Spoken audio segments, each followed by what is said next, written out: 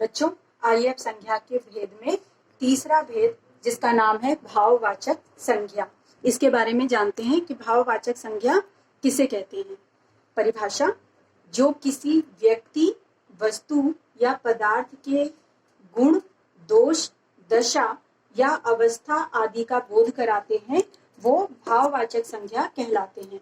बच्चों यहाँ पर एक चीज ध्यान रखिए, जो किसी व्यक्ति यानी माँ की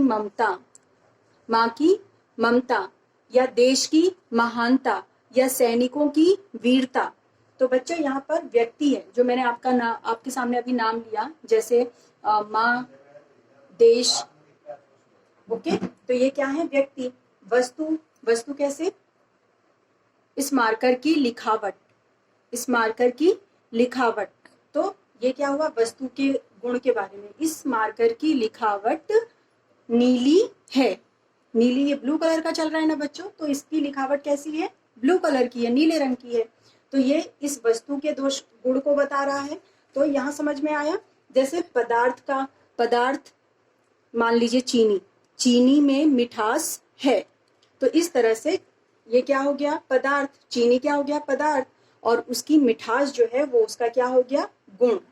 ओके, तो इस तरह किसी भी व्यक्ति, वस्तु या पदार्थ के गुण को, दोष को, दशा को या अवस्था आदि का बोध कराते हैं जो चीजें, वही क्या कहलाते हैं? भाववाचक संज्ञा।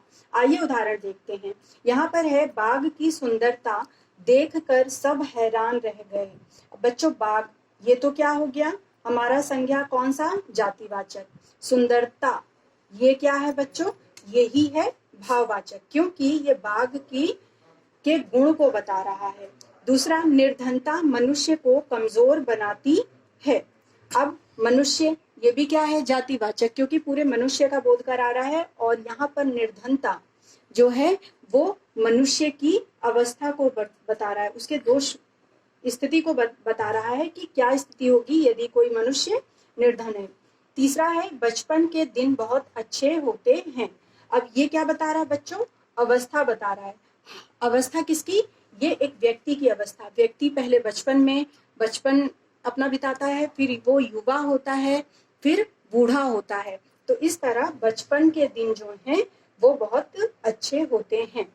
तो ये किसको बता रहे हैं बच्चों? ये भाववाचक संज्ञा के उदाहरण है। एक चीज आप याद रखिएगा कि जब हम भाववाचक संज्ञा बनाते हैं, भाववाचक संज्ञा जो बनते हैं वो किसी ना किसी उपसर्ग के जुड़ने से ही बनते हैं। उदाहरण के तौर पर जैसे मिठास, मीठा प्लस आस मिलके बन गया मिठास, ठीक है। उसी तरह ऊंचा प्लस आई, ये मिलकर क्या बन गया? ऊंचाई। अगर इसका मैं उदाहरण आपको बताऊं तो आप कैसे, जैसे कुतुब मीनार की ऊंचाई बहुत अधिक है। तो कुतुब मीनार के किसको बता रहा है? वो गुण को बता रहा है कि उसकी ऊंचाई बहुत अधिक है। समझ में आ गया?